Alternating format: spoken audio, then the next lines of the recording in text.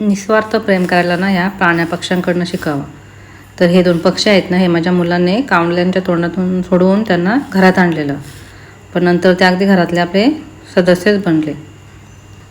सुरुवातीला त्यांना कसं सांभाळावं हा प्रश्न पडलेला, पण नंतर सवय होऊन गेली हळूहळू. आणि त्यांनी एवढा जीव लावला ना का खूपच. जर कधी मी बाहेरून आली ना तर अगदीच ओढीने ते माझ्याकडे धावत यायचे. आल्या घरात पहिल्यांदा मी त्यांना घ्यायची आणि मग ते क्षण जे आहेत ना ते कधीच असे विसरता येणार नाहीत. आणि त्यांच्या आठवणी ह्या उन्हाळीतले क्षण माझ्याकडे बनून राहिले. आणि जेव्हा यांच्या पंखामध्ये वळालं ना तेव्हा ते उडूनही गेले, पण त्यांच्या आठवणी मात्र कायम स्मरणात राहिल्या. आणि आता मी ते क्षण माझे उन्हाळीतले क्षण म्हणून जपून ठेवलेत.